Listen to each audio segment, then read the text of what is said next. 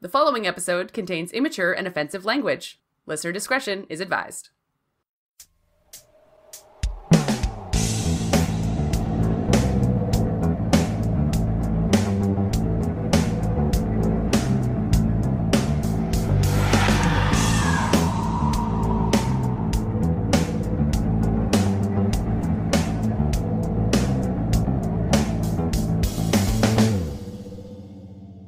Welcome to another episode of the It's a Mimic podcast, where I, Megan, sit down with a couple of our amazing ladies to dig up the dirt on the Undead in Dungeons & Dragons 5th edition. For this episode, I've resurrected Casey and Miaca so we can sink our teeth into this episode called Reanimated Body Parts, Staying Limber, and Getting Ahead. This episode on the It's Mimic channel focuses on what to do when your undead campaign is falling to pieces. We've previously covered all sorts of zombie limbs in episode 2 of this series, and the boys talked about crawling claws during their mob mentality episodes on Zombie Hordes. But now, let's hop into a discussion on Stomping Feet, the living blood of dead gods. What? What are we talking about? I don't even know, what are we talking about? But now, let's hop into a discussion on Stomping Feet, the living blood of dead gods, ever-conscious removed brains, headless horsemen, and squirming sacks of animated skin. Yikes. Yep. I just love your reaction. What are we talking about? What? We're doing what today? That was a lot, okay? I woke up for this? But before... Okay. But before we break off another piece of disgusting body horror, I want to ask, what severed human body part would you be the most upset to find under your pillow? This is a movie reference, isn't it? Is it? Finding the horse head in your bed? Maybe. I'm gonna Google that right now. The internet is gonna hate me if I can't name this. Let me just find it. Hold on. I am disturbed. The Godfather. It's a Godfather reference. Oh, yeah, with the horse. Yeah. Oh, Adam. I literally just Googled horse head in bed and it comes up the horse head, the Godfather. Yeah. So yes, it is a Godfather thing. Mm-hmm. So what body part? I don't know. Would I want to or not want to? They would all be upsetting. Yeah. I'm like, you breezed past my question of which body part we'd want or not want. Because there are certain appendages I'm fine with being under my pillow, you know what I mean? But what appendages make do I have to spell it out for you? Wouldn't that just be what a dildo is, though? That's a severed body part, is it not? That gets animated? There. And it does get animated. And sometimes it doesn't even need batteries. Sometimes you can... No. Get on our level, man! Alright, here I go. Sometimes you can just tie it up to things and... Alright. That's why you get the suction cup ones. Yeah. Good to go, yeah. Strap it to something? Is that what you were getting? Yeah. Something or someone, you know? It's... There you really, go. Oh my god. The limit is really your own creativity at this point. But for real. I would say, a human head. If I pull back the sheets and see a dead human, Especially somebody you know. I feel like that would just be extra traumatizing. Oh, yeah. The head is very, specific in terms of, there's the eyes, there's the way the mouth is gonna be. That's more horrific than, a severed hand or foot. Or yeah, it's the staring at you aspect. Yes. I think would be the thing that... But then again, I really don't want... I also don't want a weird appendage like a foot or something. Because I'm just why a foot would be the question that would come to my head. I'm do you think that I just don't like feet that much? That's what you give me is someone's foot? And then I'd be whose foot is this? And I'd be I'd rather have the head so I know who it belonged to. Right, Unless there's a defining tattoo on this said person's appendage, I'd be I don't know why you gave this to me. You know what I mean? Yeah. That's so-and-so's foot. I have a very defining ankle tattoo that, should I be cut from the ankle down, you would know it's my foot. But otherwise, it would just be a foot. And I'd be this is gross. And that's as far as it would go. Yeah, so less upsetting than others, maybe. Than a human head that I know who it is. Yeah. Or, what would be more upsetting if it was a head of somebody I didn't know who they were. I'd be Did you get the wrong bed? Is this the wrong pillow? Like, who are we threatening here? Who is this? Who put Santa's head in my bed? Was this a gift or was this an omen? You know what I mean? I'm at that point in my life of darkness where I'm like, would this be a gift or would this be an omen? I don't know.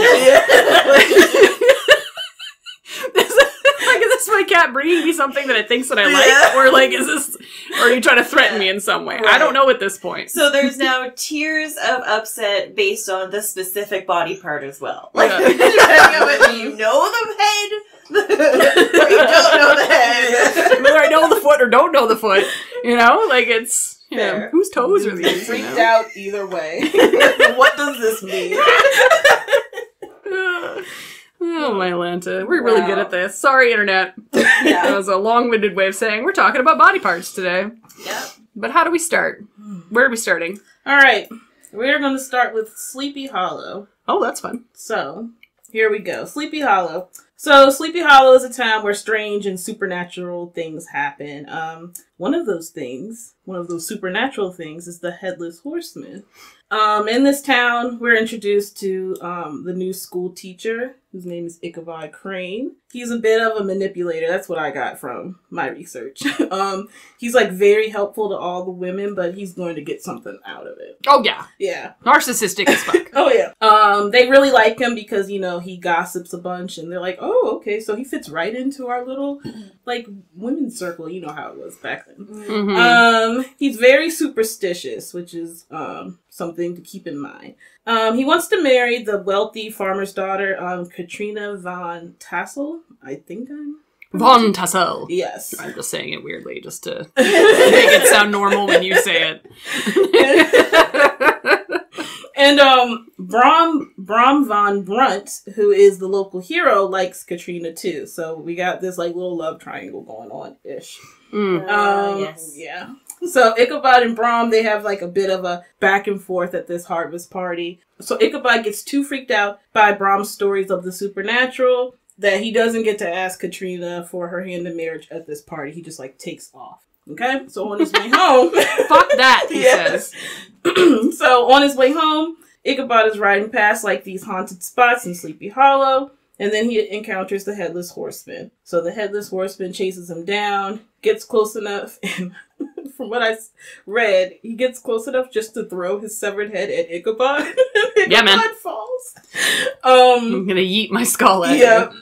Some people believe it was Brom who was like just dressed up as the Headless Horseman, but others believe it was like that supernatural being himself. Honestly, for me, I believe it was the Headless Horseman, and Ichabod got what he deserved. Nate is like, I'm not taking your shit. Yeah, fuck this.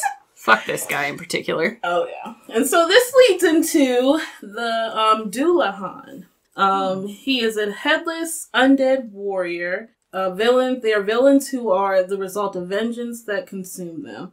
They haunt areas where they were murdered, and their one job is to kill innocent souls. They're searching for their severed head or trying to seek revenge. One thing about them, they're very territorial. So they believe the territory that they take on is their battleground, and if you enter their battleground, that's it. They're gonna come at you. Who dares disturb the ground in which I stand? There you go. Yeah.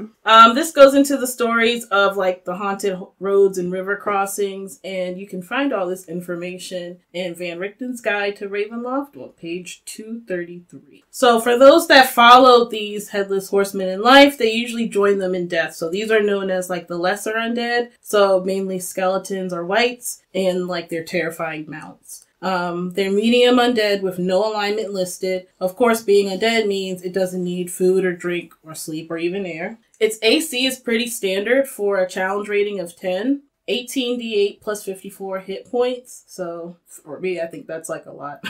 Yeah. Healthy pool. Yeah. Average speed of 30, but it should honestly be on a skeletal horse or nightmare or something because it just needs to have a mount. It's just too classic. Strength is good at an 18, and the lowest is intelligence at 11. Mm-hmm. So it doesn't have any bad stats. Yeah, that's all plus. Okay. Yeah. Above average. Yeah. We get each other. Picking up what you're putting down there, Casey. Love that. Sorry, Cassie. Sorry, Casey. I'm joking. Oh my god, Megan! I'm just trying to pull up as much trauma as I can. It's the cognac. What have we done? Oh man. I don't know where I left off. Right? Yep, we're talking about a straight average stats. Yeah. Okay, so yeah. Higher than average. Above average, shall we say, appendage-wise. Go on. That's what we like. Yes. Are we still talking about heads? Are we? Are we? What are we talking about right now? Feet. Sorry, Miaca. Sorry. I'm right along with y'all. I'm like, you want to take it to that type of podcast? Let's go. You know what? I think that we could do that and make millions. Yeah. Adam, write this down. Yeah. There you go. Okay. It has a boost to its Constitution save and all perception checks. It's resistant to cold, lightning, and poison damage. It's immune to being charmed, frightened, and poisoned. And it has 2 legendary resistances each day, which means it can just choose to succeed on 2 saving throws every day. Yeah. Which I'm like... As a DM, I love when the word legendary comes up and legendary resistance is like, oh yeah, I'm like, it's going to use its legendary resistance to, and it's like, the players are like, fuck you. Yeah. And I'm just like, let me use up all your resources. Right. Love that. Okay, yeah, these are beefy. Oh, yeah. It has true sight out to 120 feet, which means it doesn't care about your illusions or invisibility. It can see the true nature of shape changers, and both normal and magical darkness are ignored. Oh, I love that. Terrifying? But I love that as like a DM when you have one of these things that has true sight and you have someone in your party who is hiding who they are or has a disguise on, and then you as the evil person, like, today's the day. Yeah. And be like, oh, look at this fucking sweet weird wizard that you're walking around with, and you're like, wait, what? And it's like, ooh. Oh, yeah. It's been me the whole time.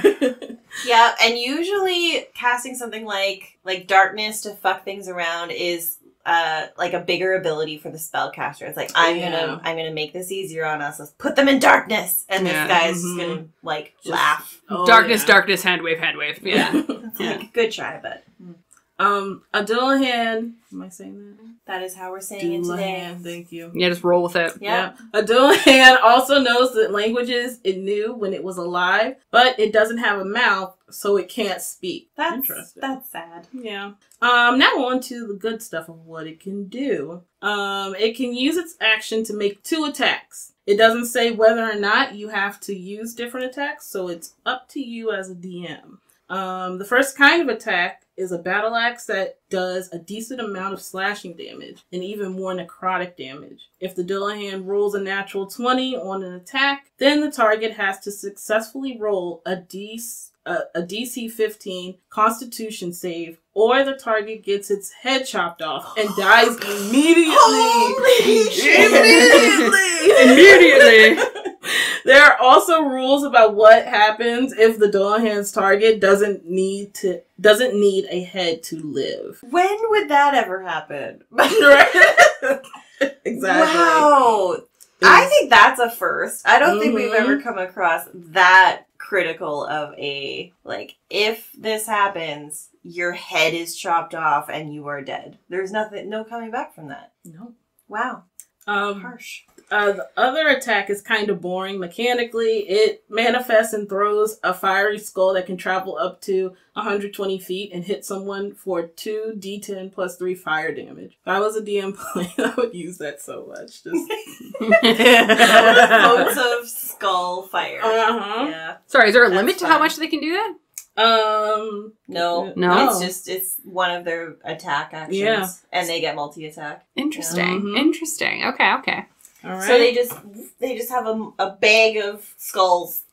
Look at my skull bag. Fantastic. Okay. Yeah. Rate it. It also has legendary actions, which means it has 3 actions to spend at the end of someone else's turn. The charges re-up at the beginning of each turn of the Dullahan. It can use 1 action to simply attack, 2 actions to pop off Frightful Presence at a DC 15, or 3 actions to pop off a legendary action called Headhunt. Headhunt lets the Dullahan move up to its speed, Move up to its speed without taking opportunity attacks and attack with the battle axe with advantage. If Headhunt hits, but it's not a critical hit, it does an extra 6d8 necrotic damage. The fuck? Yeah. Wow. The CR is becoming more clear to me. Mm-hmm. Yeah. Yeah. Yep. Wow. Yeah. This is rough. Yeah, like this guy is, or this being, they're pretty, yeah. Yeah. So this is where it gets nuts. Now it We're gets not nuts? there yet. You know? It can behead one of the PCs, and that's not it. Nope, Okay. not it. All right, well, keep going. It has an ability called Headless Summoning that it only uses after a short or long rest. When a trait or ability is this rare, you know it's probably the biggest, best thing about the creature. This also means that this is probably the thing you should showcase as a DM, so let's get into it. If the Dullahan is knocked down to 0 or fewer hit points, it doesn't die the first time. The first time. Yeah. Okay. It fair just enough. gets up, much angrier, with suddenly, ready, 97 hit points and 3 death heads, all with different abilities. So you kill this thing, it gets up, it's even angrier, has even more hit points, and then they bring up these death heads that are just ready to... This really does have, like, Megan energy. Yeah. It's just like, I'm just, you kill me and I said, I'm like, oh, okay. Well, fuck you. Here we go. Now I'm really fun. You want to, you rode in on. you want to get cursed? This is how you get cursed. Yeah. Wow. I want to use this so bad. Yeah. It'd be so devastating. So what are its new head things? What do we get? So if that wasn't enough, it has 2 mythic actions that kick in after it drops to 0 hit points, and these count as even more legendary actions once this headless summoning nonsense is unlocked. The summoning nonsense. That's real Miaca energy right there. That's fucking nonsense. It's just nonsense. Yeah.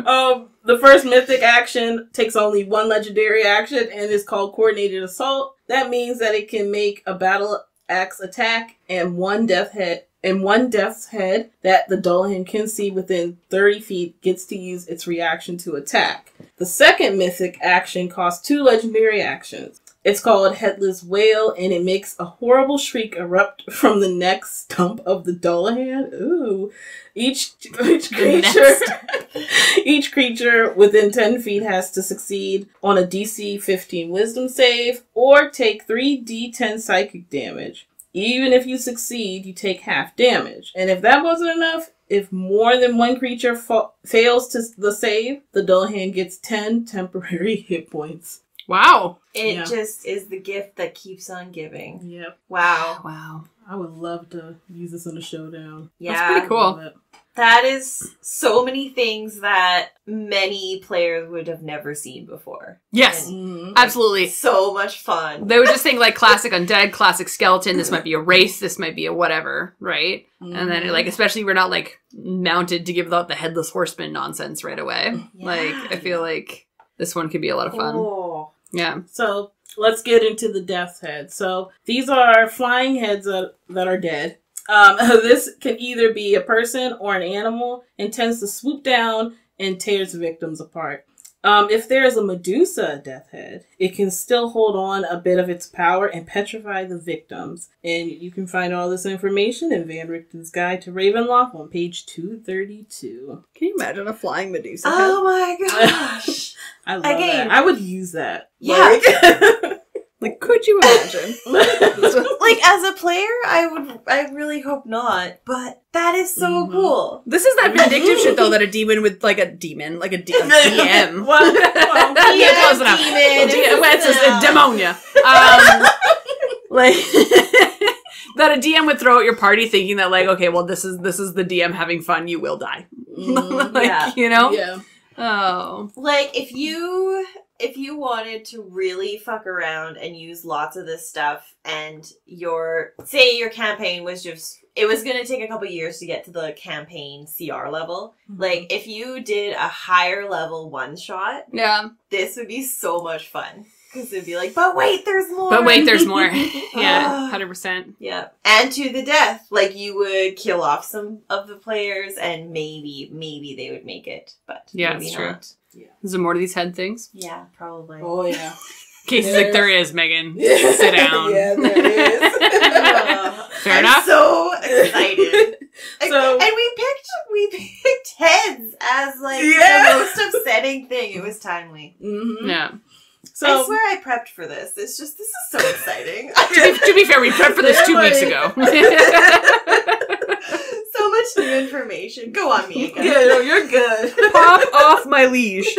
So, tiny undead is the size of a head, of course. Undead means that it has unusual nature, like most others. So, it doesn't need food, water, or air or sleep. Yeah. It has an AC of 16, but only 5d4 plus 5 hit points. Crazy thing is, though, that it can only move by flying, and it flies as fast as the average person walks. So, yeah. So 30 feet, yeah? Yeah. It's resistant to necrotic damage, and its stats are really not good, with only wisdom, constitution, and dexterity. Having double digits and nothing is above a 14. It says right in the book that you have to choose what kind of head it is, because the different heads have different attacks. None of them have multi-attack, though, which makes sense because they're such a low level. What they can do is merely bite. Ew. You know what that makes? Checks out. Absolutely, that checks out. Yeah. Each kind of head has a +3 to hit, 5-foot reach, and does pretty basic piercing damage from biting. The first kind is a gnashing head that does a gnashing bite. This one is the most boring because all it does is add 2d6 necrotic damage when it bites. Okay. The second kind does an extra 1d10 necrotic damage and makes the target do a DC 10 intelligence check, or it can't take reactions for a round. On top of that, it has a mind-bending bite that forces the stunned creature to choose whether it can move, take an action, or take a bonus action. It can only do one during the next round.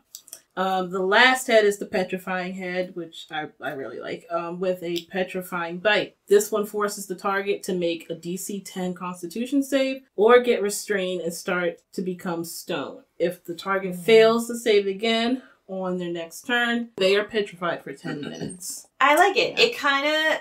This monster lets you play with a few different types of con saves. A few different kind of saves, because normally it's pretty much always con save. Yeah. And so you've got a mix in there. So if a player's not really paying attention, it's like, I need you to make an intelligence save. It's like, what? What's happening? And then the next round... Your barbarian's like, what? Yeah. It's like, what intelligence? What do you mean? Yes. And if you happen to be playing a couple of these at the time, then the next one might do a con save. So that could be an interesting twist. Yeah. Agree. So. When you turn something to stone, or there's the risk of being turned to stone, I don't know. That's horrible. Yeah. It's a scary thing. Like, you're not expecting that to just be like slowly, but I'm gonna use it. I would use it. I will. It's horror. I will use it. Yes. What did you say the CR was on this one? On the heads? Let me go back. The Dullahan was 10, and then the Death Head will be lower. Yeah. Will it be? Maybe I didn't write that. I just think they have a smaller pool of hit points, and I don't think they're I wrote tiny. it down. That's all right. Yeah. Megan. Googling it. Hold on here. Because I'm curious, like, if you could beef up a battle by using both together, or, like, how that might look. Because this could be easily blended. Oh, yeah. Yeah, because it just has a bite, mending bite, petrifying bite. Yeah. It's like CR. one half. Yeah, so you could have CR 10. I'm quite sure you said 10 for Dullahan. Yeah. And then just boost that a tiny bit by however many death heads you want. Yeah. That's so cool. Or you could just throw the death heads at a lower level. Yeah, because what were their hit points again? For the death heads? Yeah. 2d6 necrotic damage when it bites? Yeah. Is that what you're looking for? Yeah. Well, I know, like, how many hit points it has. Probably and, like, its armor class. Let me go back up. Oh, here we go. I'm sorry. It has an AC of 16. Yep. Yep, and but then only 5d4 plus 5 hit points. Yeah, so an average of around 20 hit points. So yeah, so it's with all of that and the fact that it technically can only bite, as you mentioned. And like, depending on what it is, its bite gives you a different effect. But they're quite easy to kill, so they only are 1/2. Yeah. They do maybe have a slightly higher AC for something so small, but I guess it's because it's a skull. Like, Yeah, you're mashing at an actual bone. skull. Yeah. Before we move on, though, Yeah. Dullahans are known for looking for their heads, and the monster manual includes a D4 table. So I'm going to ask y'all to roll a D4. And I'm going to read. I need to get to the book, though. Sorry, let me give you the book. And now I understand why Adam said, "Here, Megan, here's this pile of dice for you to use for today's episode." Yes. Sorry, so we're going to roll a D4? D4. Okay. Roll More D4s. D4s. I'll roll one here for us. I rolled a 4. All right, you rolled a 4. Yeah. So, here's your Dullahan legend. Okay. 2 Dullahans seek the same head, both believing they're the actual owner. Wouldn't that be, like, funny to, like, Oh my god. to, like, play out for the players, though? Yeah. Like, Just having them fight I love, having the fight at the table. Love me a good fight at a table. 1. All right. A Dullahan pursues anyone who has one of the shards of its shattered skull. Ooh. Oh, Yeah. how fun. That's cool. That's really neat. Mhm. Adds a lot of flavor. So you Yeah. just have this thing just following you, like, throughout, like, the entire session. Oof, I wouldn't like that. That's fun. Very fun. All right. That's all I have on that. Amazing. Yeah. All right, let's raise some dice and talk about these bitches. Oh, fuck you, Megan. You know what? You could knock me out of it, though. Yeah. No? Ooh. Oh, Oh. Miaca. Okay, just to be No. clear, Double sorry. nat 20. Sorry, yeah, for the audience. Casey and I rolled a double nat 20, so let's roll off, my gay. Okay. Okay. Like, the audience is like, what is happening? Yeah. Alright, I got a 17. Switched you to a 19. but and you I got a 10. Okay, so I'm gonna go first. Miaca, you're second. Wait, no. Casey, you're second. Miaca, you're last. All right. Sucker. Alright, so keeping in mind both the Dullahan as well as Death's Heads. Death Heads? I don't know. One or the other. Death head. Death Heads. Death's head. Death's head. Death's. Yeah. Quest ideas. An idea that I kind of had in my head while I was listening to this was the idea of bringing back old and overused big bad evil guys. So, like, let's say you're running a campaign that's 2 or 3 campaigns in the future and you've killed a bunch of big bads. Bring back the head of that person. Ooh, yeah. So, like, it's a good, like, callback. Again, the fact that you're going to see someone's head in your bed. Why not, like, make that with your... Like, this is a good way to kind of introduce that. Mm-hmm. Or give them, like, use the Dullahan as a... It's still your big bad, but... Or, like, if your group decapitated your big bad, make them the Dullahan that just is itching in the background and is now just doing the Headless Horseman thing. Yeah. You know what I mean? Like, I think that would be a lot of fun. Like, again, it's just a resurrection. As soon as you said that you could do a Medusa head, Yeah. I was like, that's pretty cool. Yeah. So I'm like, why could you not just do that with, like, literally anything that you can behead in the game? Right. Right? Yeah. So in my mind, if I was a DM and my group decapitated a big bad, or, like, even, like, an ally at some point, or even just, like, a mook NPC, I'd be like, that head's coming back later on. Yeah. 100% that head's Make a coming back. note. Yeah. That's cool. I like it. Yeah, what about you, Casey? The death heads are great to pull in. I'm going on the Medusa thing too, where, like, we have seen the campaigns, the storylines where you do have you've sought out the Medusa, you have the cut off head in your sack. Yeah. And your satchel. Yeah. And imagine when, say, you come across a Dullahan and they pull out a Medusa head from a sack, and you're like, okay, like, we gotta do it.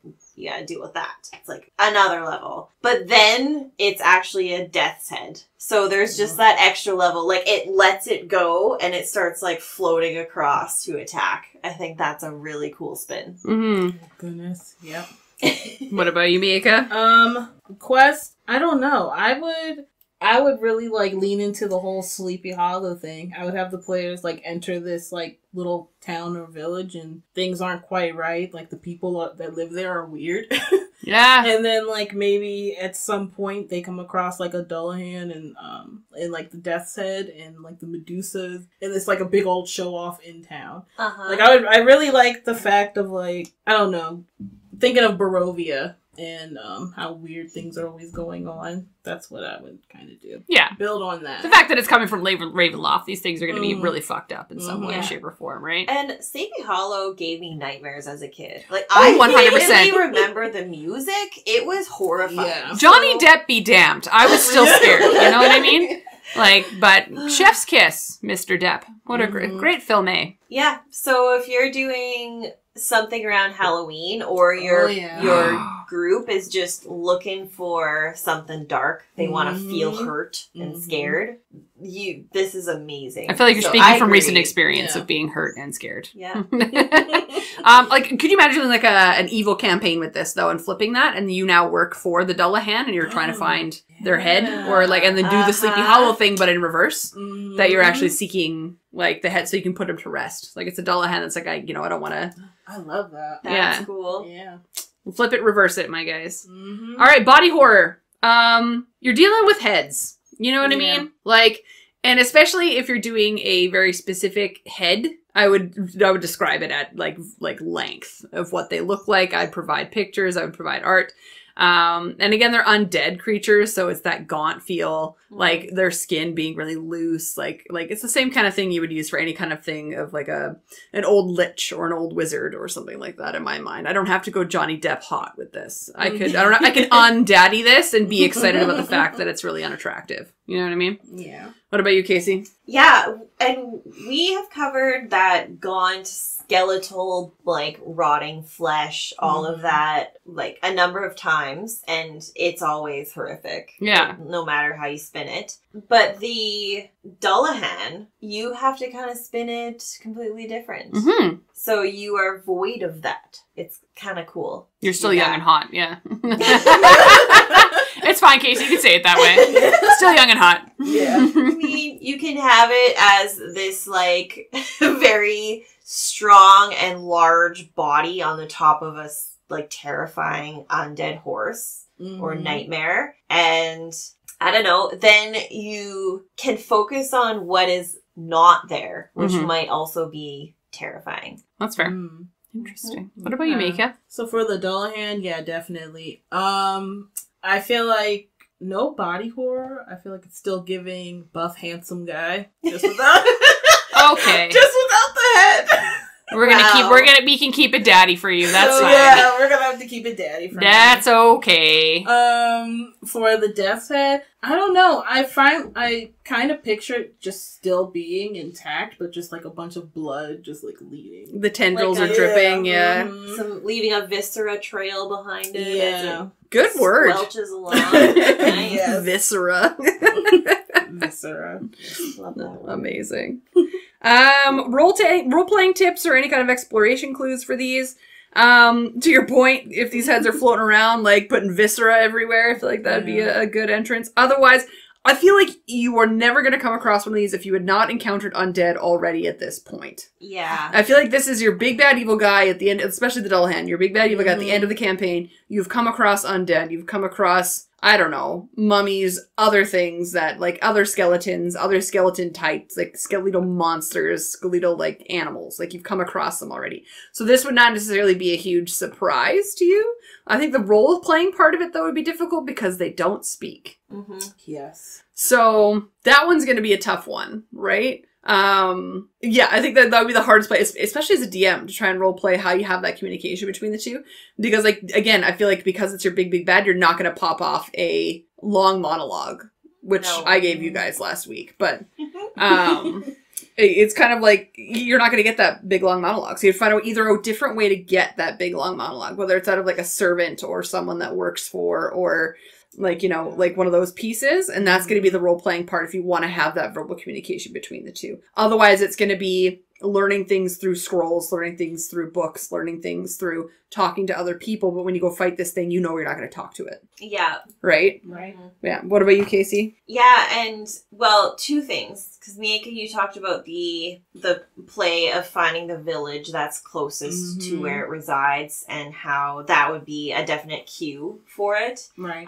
The haunting terror that it might have basically doomed this nearby village of would be really cool.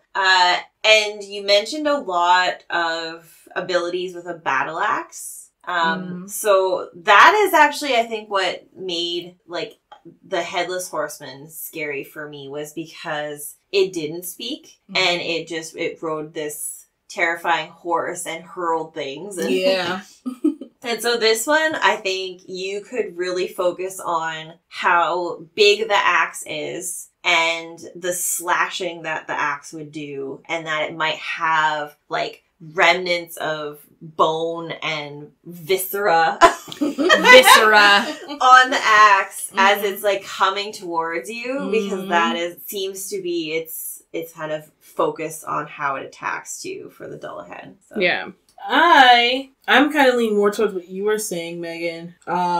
I would rely on, like, the NPCs of the town, like, kind of telling its story. Yeah. And leading up to, like, the big fight, like, you know, towards the end. Yeah. That's what I would do as far as role-playing is concerned. The players are learning about, like, the legend or the Dullahan itself and trying to figure out what's the best way to defeat it and then take it on. Yeah, it increases the exploration piece, right? Because you're not going to be able to talk to it. And, like, as soon as you learn that, you're like, okay, well, we need to learn more about this because we're not going to get our big bad evil guy monologue, so please tell us what's going on. Right. Yeah. And a lot of the times you can probably, as a DM, utilize they killed the big bad, they're done with it, and then you learn the after fact and the aftermath of you may have killed a good person, which is a twist I love to give.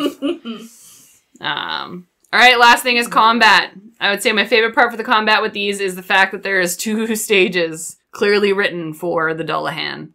There is the first stage, and then there is the second, okay, like, I am tired of your shit, and it gets back up like nonsense, right? Love me a good raised big bad evil guy in the middle of a battle. Yeah. So I think that I would definitely, if I was a DM, I would make sure that in my battle I got to have that moment. Right. Completely agree. The slight delay when it's like, well, how do you want to do it? Yep, he's dead. Yeah. And it's like, and the question, so would you like to stay in initiative? It's my favorite question to ask. Are we dropping out of initiative or would you like to stay in initiative? When the DM asks if you want to stay in initiative, you stay in initiative. The attitude I would throw. The tude. Or purpose would throw. Yeah, 100%. Yeah, amazing. Yeah, like, same. Just, like, you know, ooh, what if, like, I can just picture, like, Dave, like, saying, I'm gonna loot the body. And then, like, he just goes over, and the thing is still alive, it just gets back up. Yep. Oof. It just reaches out and grabs onto his arm or something. Yeah, really playing into that second combat situation.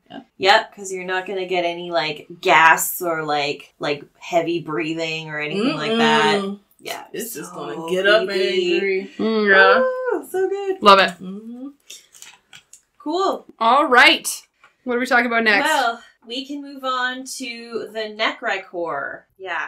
I like how I read it Necrichor, but that's fine. I have been given the phonetics on this creature. Necrichor. Yeah, I hear you. Necrichor. Necrichor. Okay. Necrichor. Necrichor. And I will say I have spelled it phonetically every time I've written it. Yeah, I was going to say, I would have said it once and then never say it again. Oh my god. I'm trying. We're proud of you. All right, tell us about it. So we are still in Van Richten's Guide to Ravenloft for this one. The Necrichor is a medium undead creature formed from the last remaining ichor, we'll say like the bottom scrapings, the goop of what's left of an evil god or lich who failed to come into existence. Nice. Ooh. Yeah. So my mind right away went to Ferngully. You know, like, the big bad evil guy?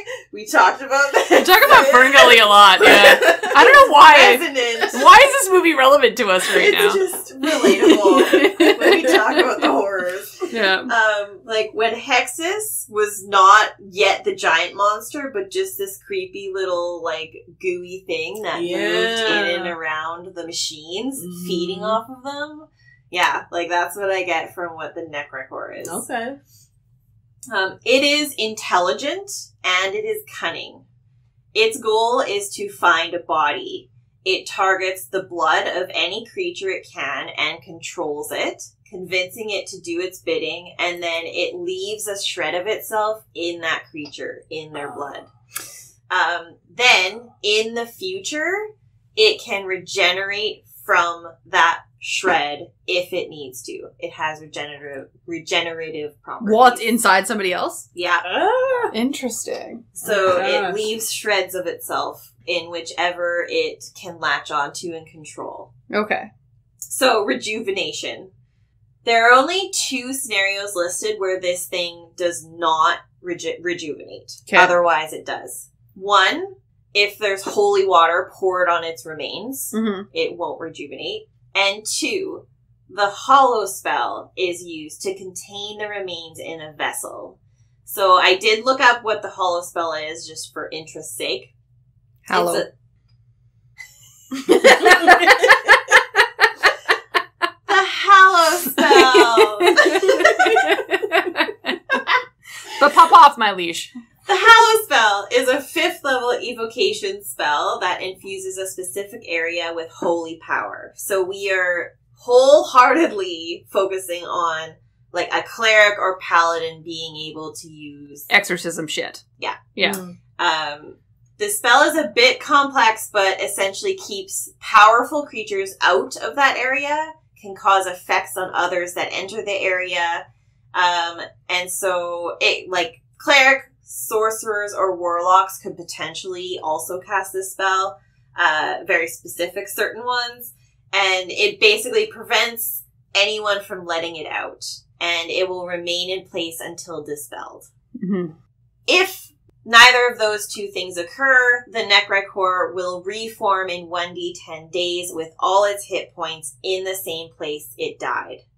If that's not available, it can regenerate wherever it has a shred of itself. It is basically impossible to destroy, and time will not impact its power or strength, and it will always just continue to regain a form in a body. That's its goal. So it's around forever. Yeah. Yeah. So Dragon Ball Z reference, this is Perfect Cell. Fair enough. Moving on. Yeah, Casey's like, yep, got you. Sure. So, stats for this goop thing. Its AC is 12, its HP is an average of 67. So it's easy to hit, it won't actually take that much to kill it, but it doesn't die. Yeah. It will never be destroyed, I guess.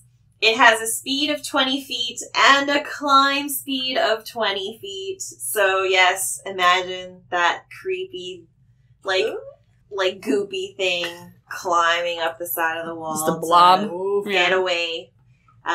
It has spider climb. Gross. Like I said, though, this is an intelligent creature with unusual nature, which means it doesn't require air, food, drink, or sleep. But it's a goopy form, so its strength is below average, but intelligence and con are highest at +3. Okay. Everything else is average or slightly above. So it's not it's not going to have a lot of like combat melee going for it. But it's and you'll feel like you can kill it super easily, but it's not dead. You know what I mean? It's not dead. Yeah, and that's what I think it is its biggest deceiver. So we are looking at CR7 with this creature. It has damage resistances of acid and necrotic, conditional immunities. There's lots. Blinded, charmed, deafened, exhaustion, frightened, grappled, paralyzed, poisoned, prone, and restrained. I love that you can't grapple a blob. No, you cannot, and you cannot make it prone. Fair enough. It has blind sight of 120 feet. It can speak any 3 languages, and has telepathy of 120 feet. Let me get into your brain mind. We are into the communication piece. All right, that's now. pretty cool. Yep. It does have multi-attack.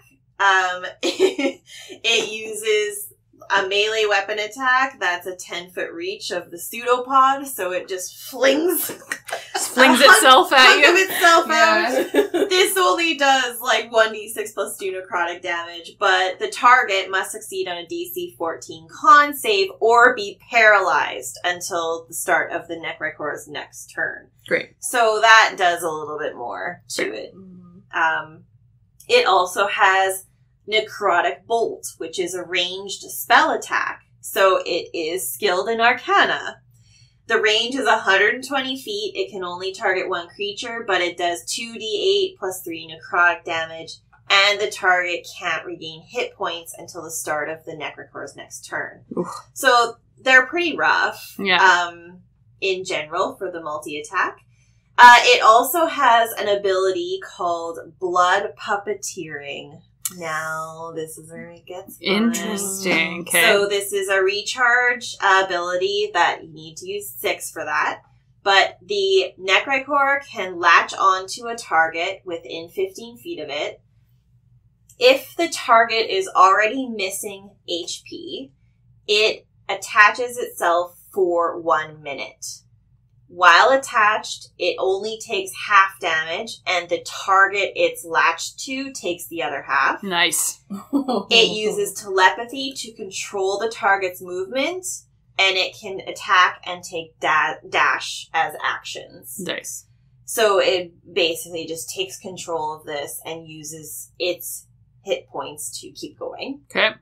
The target can repeat the saving throw at the end of each of its turns. But that is absolutely going to be a problem for your melee fighters and barbarians. Yeah, and sorry, was that 5 feet or within 15 feet? Within 5 feet. Okay. Yeah, sorry. Because you said 15, and I was like, that's fucking frightening. My apologies. Yes, it's only within 5 feet, so it's... Yeah, my mental trick was when right you're like, your barbarians and your melee fighters, like, okay, that sounds like a 5-foot thing. Okay, phenomenal. Yes, and so the key is that the target is already missing HP, so it's already hurt, and it just gets in there and penetrates its, like, blood into it. Gross. Yeah. You want curses? This is how you get curses. Yeah. So, yeah, pretty damaging. May not seem as dangerous upon first inspection, but it can do some decent stuff and be pretty creepy and scary. Gross. Yeah. Love it. All right, so raise some dice to this sucker. All Literally, right. I guess. Oh, I'm rolling well today. You are. All right. Okay, so 15, so I will go first again. Miaca, you're second. Casey, you are third. All right. All right, quest ideas for these. So, What do you got? I love the idea that one of these is, like, you've attacked it and it got attached to one of your friends, and now your goal is trying, because you don't have a cleric in the party, you don't have a fucking whatever to heal this thing. And now you're trying so hard to try and figure out how to get this thing out of your friend's body until, like before it rips you apart by regenerating inside of you. You know what I mean? Like, it would be one of the things you came by it almost like at the beginning of your campaign by mistake. So as a DM, I would almost say, yes, you came by this thing by mistake. It's now latched itself onto one of your friends. You're trying to get them healed before it get, like, the big bad thing happens. But now at the beginning of the campaign, you know that this kind of things exist. It's almost like the first encounter with it is going to be a warning sign. Yeah. So that later on down the road, when you encounter it as is in full, like, capacity, it is a lot more frightening. But at least you've been introduced to it, and you know how to thwart it. Right? Yep. Yeah. What about you? Was next? Miaca? Miaca. For a quest idea, probably similar to you, Megan. I also like, I'm thinking of maybe surprising the party with this thing.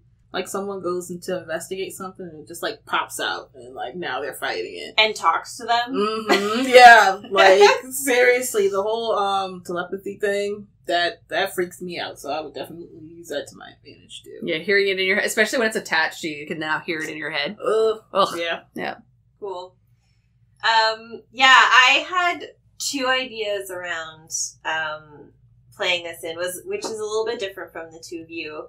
It could be your main quest where you need to find and contain this thing. And it could be a way to highlight maybe a backstory with one of your players that has the ability to do the spell. Yeah. So, like, focus on the hallow. Yeah, it's like you're almost quested with, like, a group of clerics that you're sent off to go and hunt these down. And that is what your job is for life. Yeah. So you need to preserve those spell slots for this in case it doesn't work the first time around. Yeah. And there's a whole quest around that. And also, maybe it's a little bit like what you said, Miaca, where the party accidentally comes across this, and maybe accidentally does a dispel and releases it.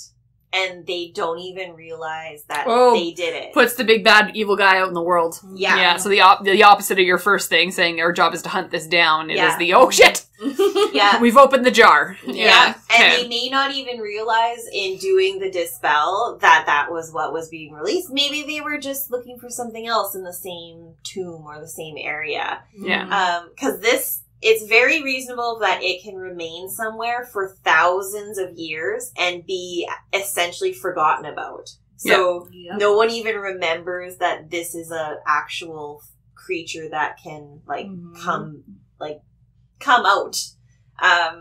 And so you don't even have knowledge that it's there. You might just be going down for something else and just do it accidentally. Yep. Here we are. Yeah. Interesting. For body horror with these ones, I think it's a blob. It's gross. You can use schlepping noises, the whole 9 yards. But I like the idea of the body horror if it's latched itself on it's in the bloodstream of one of your companions. So they're just like struck with fever or like feeling things like moving within their skin. Like, I've never been someone who's pregnant, so I can't really speak to it, but the idea of having something moving inside of your system scares the shit out of me. So from a body horror standpoint, I think that's a really good thing to play on. Yeah. Right? Yeah. What about you, Miaca? So, the way I picture it is, it's like this, like you said, ichor and like just oily and like black, but like you can see the body of what it once was, because didn't you say it was once it could be like the efforts of a lich coming back or a god. It can be the remnants of an evil god as well. I'm thinking of like seeing some type of humanoid thing just like crawling and like it's making every effort to be human form. Yeah. But like you see maybe like an arm coming up, but then it's like goes back into itself. Yeah, the squidgy kind of movements, leaving like a bloody slug type trail behind it, and leaving just that ichor wherever it touches. So, like, whatever player has melee with it or it tries to attach in the party, they have this like black goop that I will make it take them like days to get rid of, and maybe there's even a smell to it. Oh yeah, there'd definitely be an odor of some kind. Yeah. And maybe if one of the players is successful to like get it off of them in the combat, it still leaves like this horrifying like latch mark that they just have for the rest of their days. Ugh, gross. Then for roleplay and exploration clues. Again, I feel like this is one of those things where it would be a myth or a legend that you've heard of that exists. There's like a history to it, or you're in a certain area where it's been found, or it's happened to one of your friends before. It's kind of like the scary ghost story that you tell your kids to stay away from strangers. You know what I mean? Like, I feel like that's going to be how you learn about it and hear about it. But then when it comes to role playing, again, the telepathy part, I think would be the funnest part to play with. Having those conversations back and forth with your players in their mind. And this would be a good time to, like, pass notes at the table.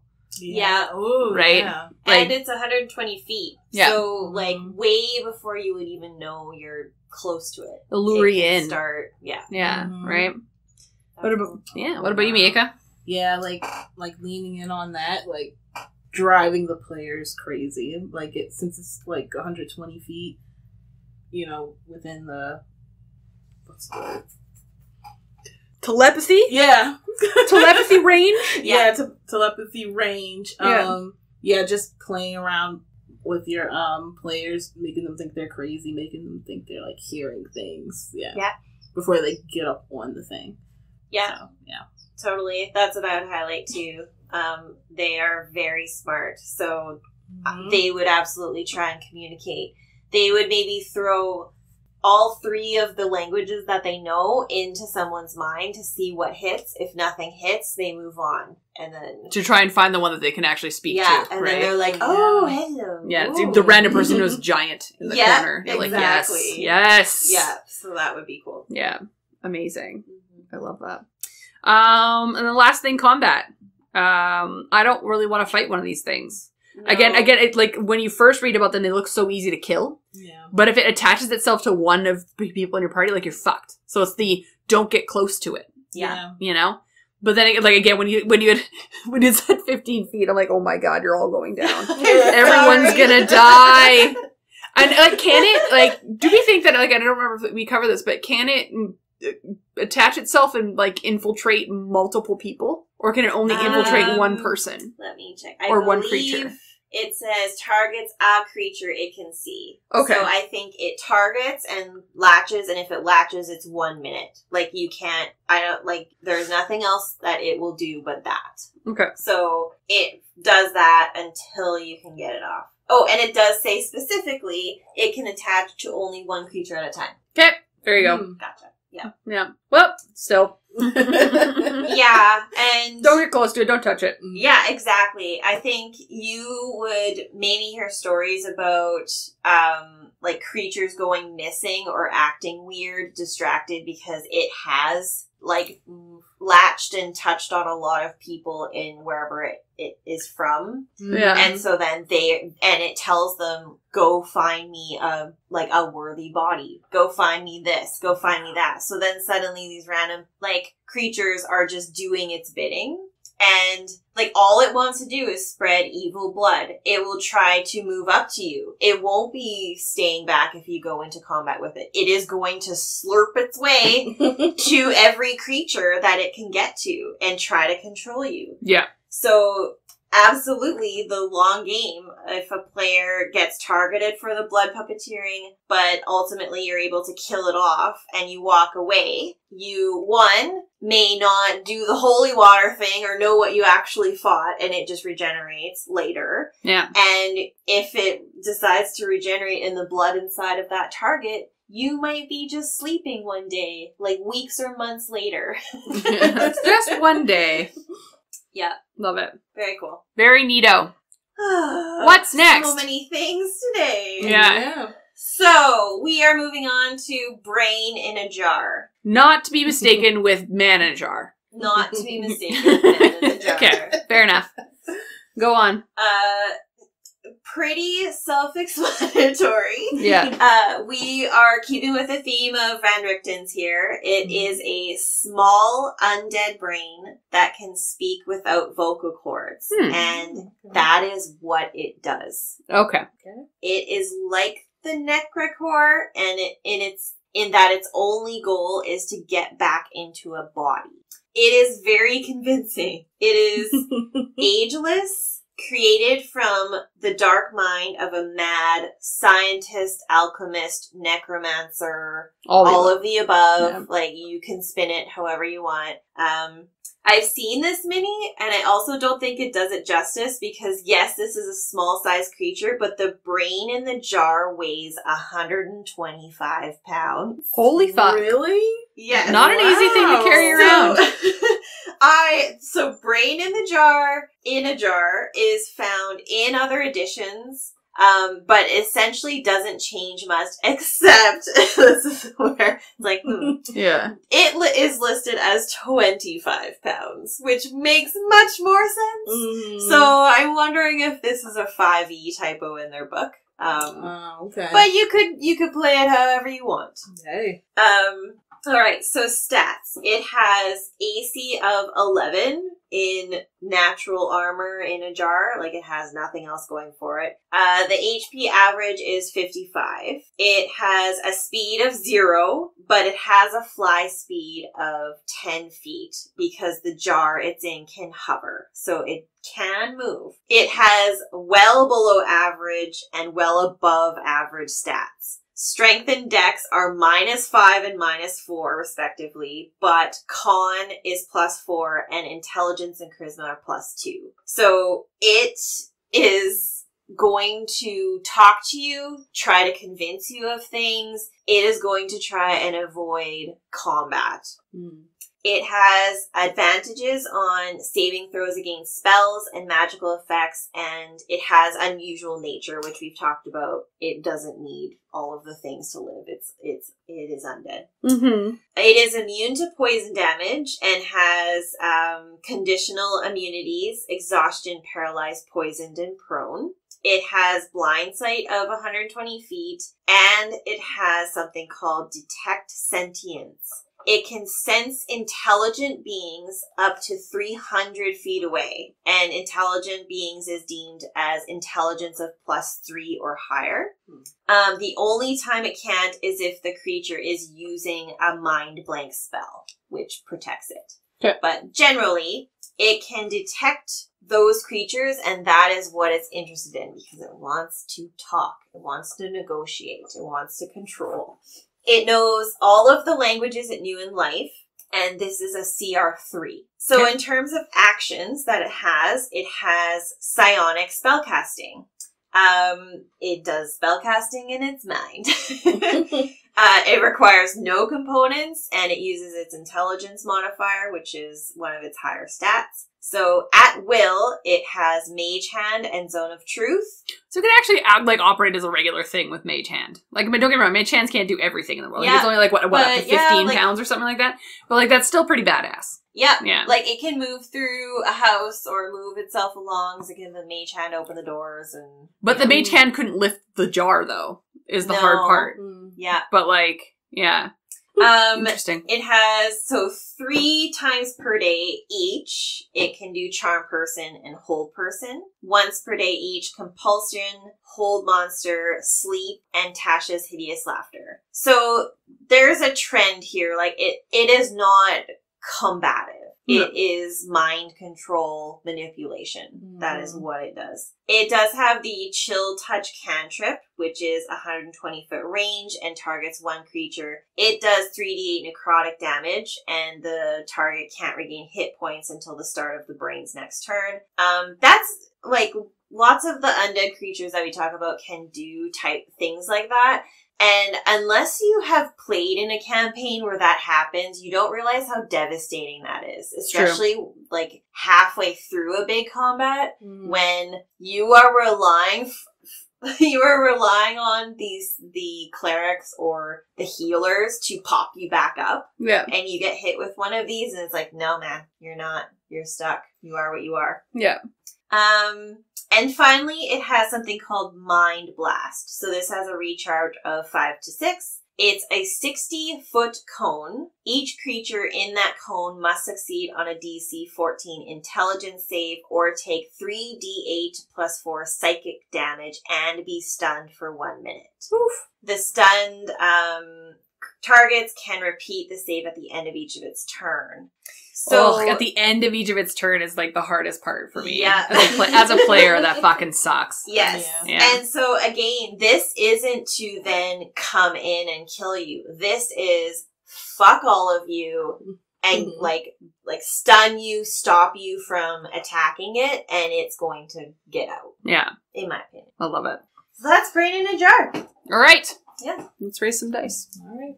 Let's talk about this little bitch. Ooh, I love it. Oh, Miaca in the jar. Oh, Casey, you're going first this time. Me first. All right, Cool. quest ideas. Okay, so like, what did I say? CR3. I think you could come across this in any bizarre scenario.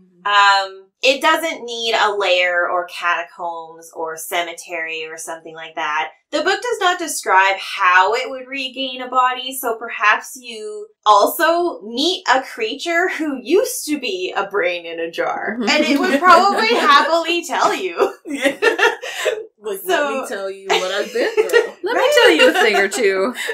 So how it came to be could be from some just bizarre story that you want to spin your campaign to. You can go necromancy, you can go mad scientist, you can go like wild artificer that just went off the rails and, you know, lost a loved one and was like, I refuse to believe that you are gone, and puts their brain in a jar and makes them into this monster. Yeah. And then maybe is successful and they're walking around with their partner who's just this random body that they put their loved one's brain in. And so, yeah. That's interesting. That's what I thought. I like of. that.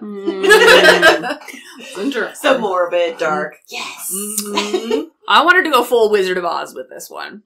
So, what I was thinking is that this is a very famous, like, wizard, necromancer, scientist that put their brain in a jar, but it will not just accept any body to take over it.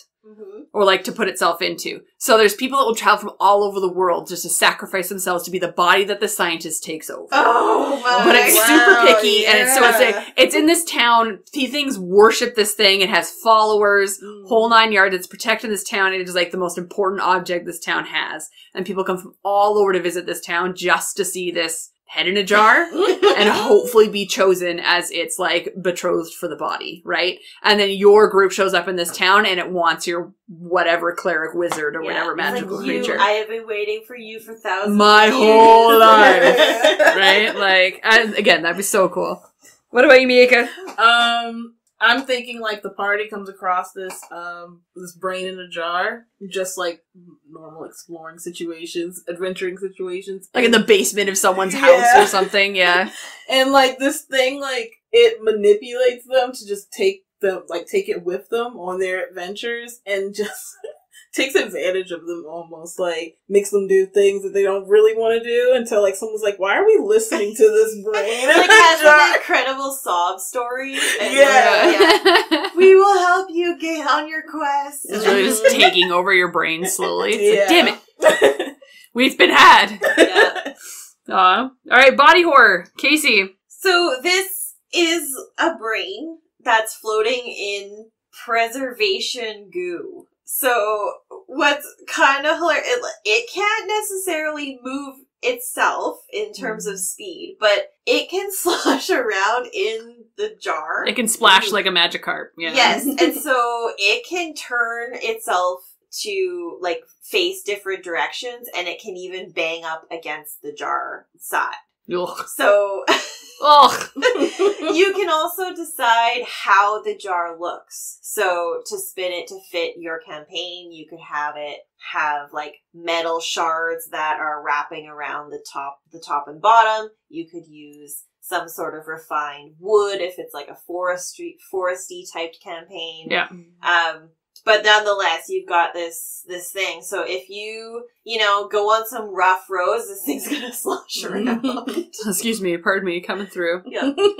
Yeah, I would just love there'd be an open jar at the top, so there's just a smell. like just not a great look for anybody involved. Just absolutely disgusting. Like, because there's not a whole heck of a lot you can do with the body in the jar, because again, it's preserved. Like, it's not like it's going to be falling apart or skin falling away like we have been with a lot of Undead. It can be young and hot. You know, we can daddy the head in the jar. Brain in a jar. You know what? You never know. We went there with man in a jar. We did, because I'm going for full head in a jar, not just the brain in the jar, like the full face. Like, I see. Because you said it could talk, right? So imagine the full, just the head of a man in this jar. Like you can see his brain, like maybe the top of his head is just not there. Yeah, man, like take the scalp off and it's just the brain pulsing, but you still get like the daddy face. Yeah, absolutely. Oh my you God. still get daddy. Still get daddy. What about you, Miaca? Two of you are so fucked. You are fucked. I'm sticking with that body horror, the daddy face with the brain pulsing, and it's like I need a new body. Take me to where I need to go. My body yaddy. That's okay. You can be picky about what kind of body you want. She's like, I'm young and hot. You are not. I'm not taking whatever that is. I don't know what you're trying to do, but I don't want that. Right. Whatever this is, I don't want it. Yeah. Amazing. Roleplay and exploration. Casey. Yeah, well, I think we've talked about it enough. It's just going to talk. It is going to convince you and talk to you, and it will convince you to pick anybody. Anybody you want, baby. See, what have you done to me? This is a slow corruption. You'll be fine. You're okay. Yeah. I think it would seek you out using its detect sentience, so that would be the exploration. Like, yeah. it would sense you far away, and it would use that. It would find intelligence creatures. So the exploration cues are, like, it's trying to find you before it can see you. So it will talk to those intelligent creatures in your party. So that's where I think the exploration. Yeah, your barbarian's not going to hear it, but it's going to be like your wizards and your, like, yeah, exactly. For sure. I feel like if you're going to be a DM one of these and have one of these in your campaign, you have to be willing to talk. So like you said, like, yes, it talks, but like, that's my tip for you as a DM. It's going to talk. Yeah. It's what they're built to do. They're going to have a conversation. So if you want to prep for a campaign where you're going to be playing one of these, have a few talking points, know what its motivations are, consider what kind of body it's looking for, all those pieces, right? Know what languages it speaks. Yeah. And then, like, you can even roll at a table just so you're not, like, cheating, so you know you're speaking your players' languages, like that whole 9 yards, right? Yeah. So, I don't know, I feel like there's a good balance between DMs. I know this is a bit of a tangent, but a good balance between DMs building this character without knowing what their, like, players have at their advantage, right? Like, to my point of, like, suddenly it can speak giant because it has a giant history. That's cool. Maybe not everybody at your table has giant, but there might be that one character does. But you as a DM don't have to necessarily play to that aspect. It could be that it just speaks random languages at you. Yeah. So, but don't be scared to talk. That's all I gotta say. What about you, Miaca? I'm gonna say dig into your arrogant side. Like, like, that's what this thing calls for. It's gonna be arrogant. It's holier than thou. Full of itself. Situation. And for the exploration and clue side, like, if it knows you're coming from, like, miles and miles away, it's gonna, like, start piecing together its story to convince you to, like, I need your help with this, you know? Yeah. So. Yeah. That's fair. All right. Last but not least, combat ideas and thoughts. Yeah, I like how you guys talked about it potentially having a following and protectors. Yes. Because, yes, it is not going to try to get up to you. It will likely stay away, and it will want to get away from, like, a larger group that potentially could put it at risk. Yeah. So I can just see it, you know, sitting up somewhere and just, like, directing these guards to attack while it just sits there and does its mindfuck stuff. Yeah. And maybe even select, like, the body it likes the most. It's like, oh, go after that one. Yes. We want this one. Capture that one. Yeah. Yeah. That's what's gonna be non-lethal. Yeah. Protect the face. You know?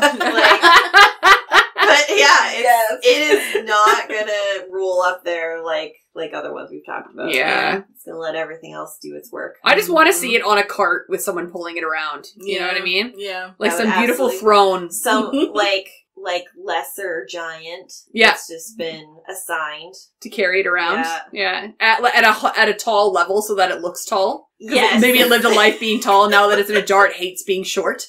So it like employed a giant to carry it around so that it just like is super tall. Yeah. Yeah. I agree. But like as the combat part, like I do also feel like as a DM you kind of have to plan this out, because if you are going to go the disciples route that it has people that follows it, they would be rolling at the same initiative because they're being controlled. So right. Either they're going to be compelled to do something on its turn that's very simple and very specific, but then you can only control one to do something different during your turn. So you kind of have to plan that out as a DM when you go into combat with it having a bunch of controlled disciples. Yeah. And what that's actually going to look like and how to make that fair for your group of people. Yeah. Like for your players, right? Yeah, and I guess unless it has charmed or convinced those guards, it's not actually mind control. It's just that they have been convinced wholeheartedly to protect it. Yeah. Right? So they're going to be very simplistic actions, unless it's like put into immediate danger, right? Yeah. So, hey, Miaca, any final thoughts? No, like going off of what you were saying, it's giving like cult-ish. Cult vibes. Yeah. Totally. So you're going to have like all these, just all these beings that are just willing to fight for it. Yeah. Because of what it has promised once it finds that body. 100%. So. Good old head in a jar. All right. Well, I'm going to talk about a couple of other random body parts that can exist within your campaigns. I know, like how you laughed at Stomping Feet, but that's what we're going to talk about. So this you can find within the Acquisitions Incorporated, and you can it's called the Stomping Foot. This is by far the more gross brethren of what's called the Crawling Hand. Editor's note. Megan means to say crawling claw, not crawling hand. She's going to say crawling hand repeatedly in the next section, and I think it's just because she's excited to talk about feet. I'm just going to assume that anyway. Which has been covered in previous Mob Mentality episodes. If you want to hear about the Crawling Hand, you can go back there, but we'll talk about it a little bit. Because since the Stomping Foot is basically that, with just a few changes, we're going to review what the Crawling Hand is first. Okay. So the Crawling Hand is a tiny undead creature, has a small AC of 12, only has 2 hit points and a speed of 20. But also has a climbing speed of 20, so that's fucked up. They are immune to poison, charmed, exhaustion, and being poisoned. They have blind sight of up to 120 feet, same kind of thing, and have a passive perception of 10 as a fucking hand. Let me just put that there. It understands common, but of course cannot speak, and is a CR of 0. The only cool things to note is that they are immune to turn undead, so basically, fuck you, clerics. And its claw attack can hit with a whopping 3 bludgeoning or slashing damage. Your choice. If you think about it, you're slapping something or you're scratching it with your hand, if that makes, Yeah. So the foot has a weird history. Basically, a murderer was killing folks and sacrificing their feet to a hidden altar for a hidden altar that's called That Which Endures. So if the adventurers come across this room of sacrificed feet, All right. this is how you get the undead stomping foot. All they have as added abilities is it changes their speed from 20 to 30 and they no longer have a climbing speed, which checks out. It's a fucking foot. Yeah. And then their claw attack is no longer scratching. It is only bludgeoning damage. It can kick you. It'll kick you. It'll stomp at you. But it can't scratch you No. with its toenails. No. Okay. It's got well-kept toenails, because from what we've learned, undead toenails and hair don't grow. Yeah. We've learned that. Yeah. In our world, it does, though, so this bitch has long toenails, so... Alright, the next one I'm going to talk about is what's called, the Boneless, which is one that you can find in the Van Richten's Guide, which we've been talking about a lot today. But in my opinion, is visually the worst one. So basically, these are creatures or folks that have died from terrible means, such as being skinned, being crushed, and then are raised, so they either slither and flop around. They say that they can be seen squeezing through cracks in walls, and just being an all-around grotesque horror blob. So, like, this is kind of like your, like, humanoid version of a gelatinous cube. Oh, it just schleps and slops everywhere. And I don't like that. Moves around, crawls into small spaces, and it's just creepy as fuck. Ooh. Stat-wise, they are a medium-sized undead creature with an AC of 12 and a speed up to 30. They are average in physical stats, but are way below average in intelligence and charisma, making them a CR1. So not overly as frightening as fighting a gelatinous cube. I just think in the body horror sense, it's kind of gross. Yeah. So basically, as mentioned about them being able to squeeze into those small cracks, this is actually an ability called compression. Basically, it means that they can go through openings that are only 1 inch wide, as well as fit into a space that also a tiny creature can fit into. For attacks, it has multi-attack that deals bludgeoning damage. But the scary part is if it hits the same creature with, it's a multi-attack that deals bludgeoning damage. If it hits the same creature with both attacks, that creature is now grappled. So this isn't an opposed strength check or anything like that to do a grapple. If it hits you with one blob hand and hits you with the other blob hand, you are now grappled. But its grapple is called Crushing Embrace. This is Megan's nightmare. Yeah. When a creature is grappled in this way, it is blind and it cannot breathe. So fuck you, spellcasters. Wow. Yeah. That's rough. At the start of the grappler's turn, the creature can make a DC 13 strength save not to take crushing damage. So at the beginning of each turn, you're being slowly crushed to death. But you can continue to do a DC 13 strength save to escape. But basically it is suffocating you and crushing you to death within the tendrils and sinews of its body. Right? Yeah. So it's not as, like, mechanically frightening as, like, the other ones with all their, like, psychic capabilities, telepathy abilities, like all that weird shit. It is just a suck that wants to drown you within its suck. Ugh, I don't like that. Yeah. Yeah, enjoy that. And it can come out of nowhere. Right? Too. Oof. Okay. Wow. But yeah, so that is the Stomping Foot. And that is the Boneless. Let's raise some dice for one of our last conversations today. Oh, so Miaca gets to go first with a 20. All right. I'm going to go second with a 12, and Casey got a 1, so fuck you. Okay, yeah. All right, so when would you include these in a campaign, do you think? Okay, so like with the foot and the fucking With the foot? hand. Never.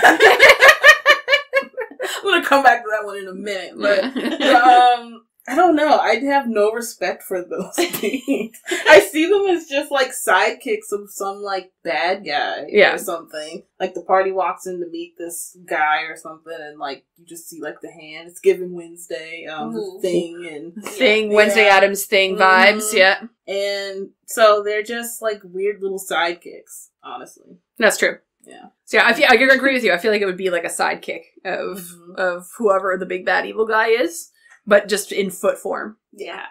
Like foot fetish grossness, you know what I mean? Right. So creepy. But when it comes to like the weird like fucking bag of bones, I would not use one. This is too far. It's too far for me. Yeah. I just like, and there's not a lot in this world that's too grotesque for my tastes, but that is. And it takes the shape of like a human, right? It can, yeah. Well, because it is like if it was a humanoid that died in the way that it did and was raised as a boneless, it is just a sack of skin, like in human gelatinous form. It is a lot like the Blob. Yeah, like the old movie, The Blob. like yeah. disgusting. Yeah.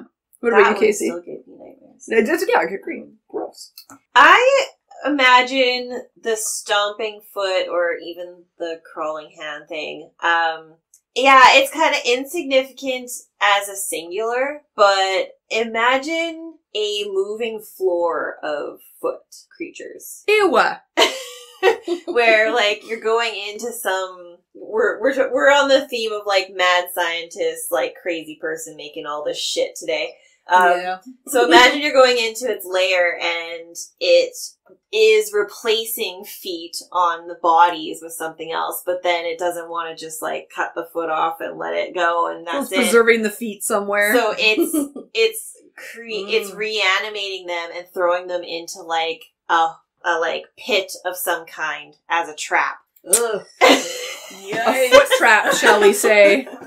Yeah. Yikes. And so if you fall in there, you are then swarmed by feet. Dozens or hundreds of animated feet that are going to stomp you to potentially death if you want. So that's fucked up. Yep. Yeah, and the boneless, it's so creepy. You could do so much gore and creepiness with it that I think you do maybe have to be more selective on when you throw it in your campaign. Because, like, my stomach is turning imagining it. I don't know why. You did such a good descriptor of that that I'm just like, this is fun. I don't want it anymore. Yep. What's the most horrifying detail you would lean into for these, Miaca? I mean, like, I think we already talked about it. Gross. Absolutely gross. It's feet and body parts. There's no good way to describe them. We don't want to find the foot under our pillow, especially if it's animated.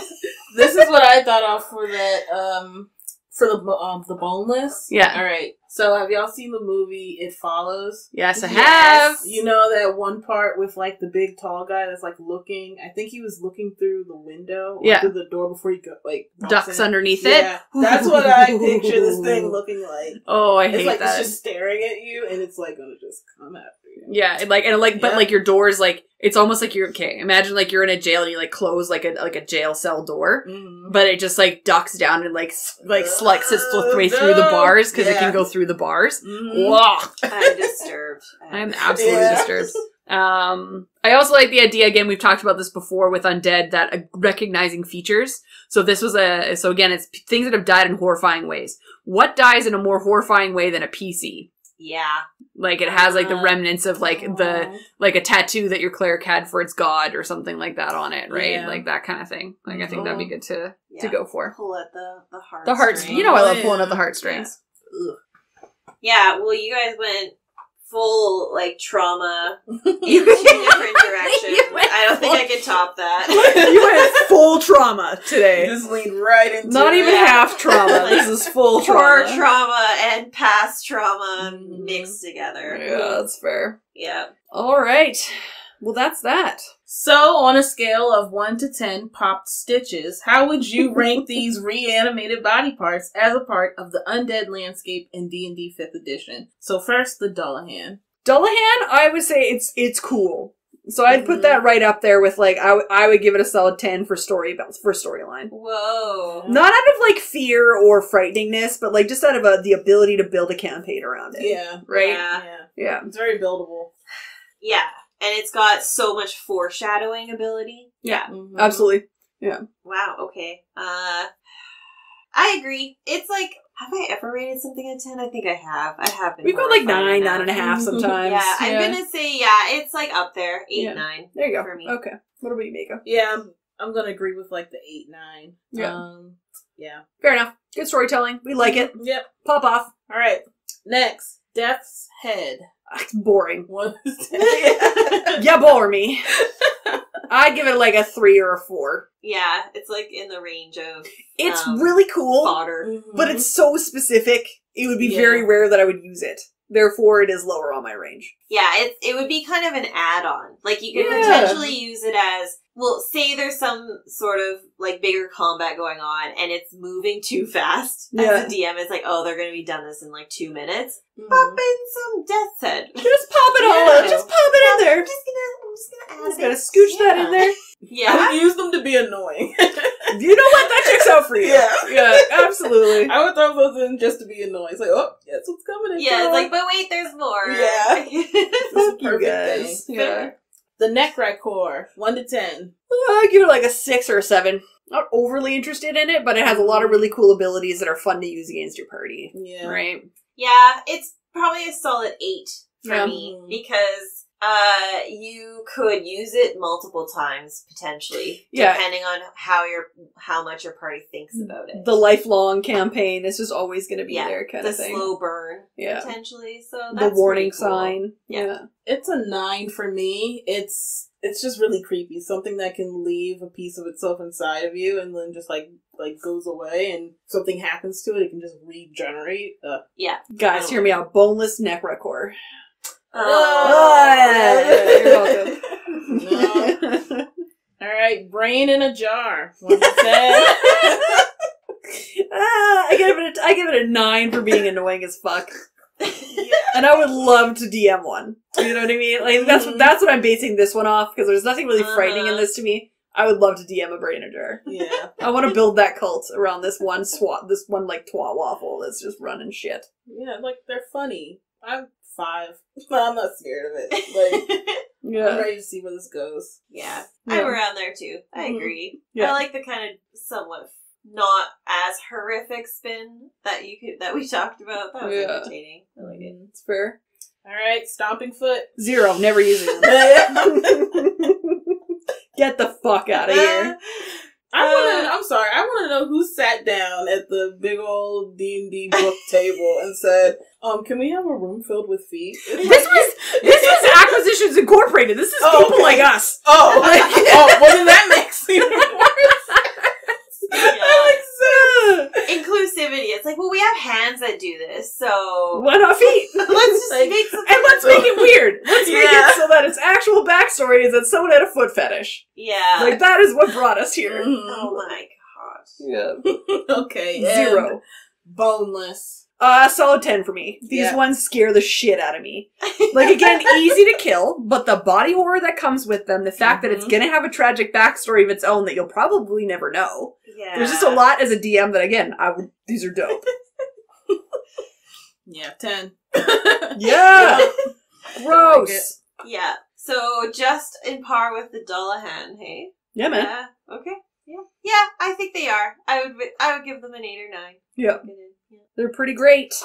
All gross things, though, today led to our conversations here on the Undead podcast. Squelching and ichor and... Squelching, ichor, oozing, schlopping, schleffing, squeezing, feet.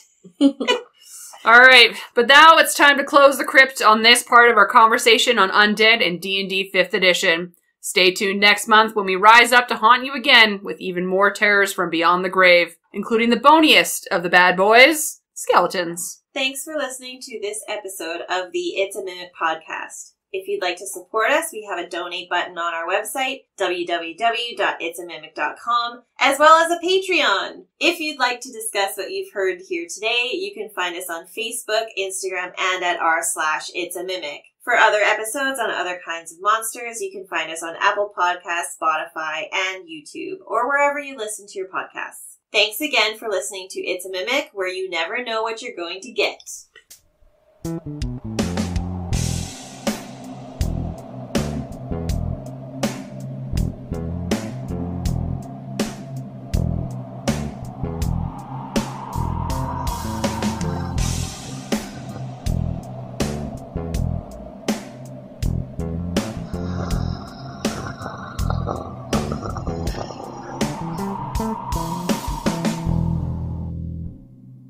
Disgusting. Yeah, honestly, Gregory. Going back to Gregory. Gregory came up with those feet issues. Gregory came up with those feet issues? Yeah, the little feet things. The stomping foot, that's what I meant.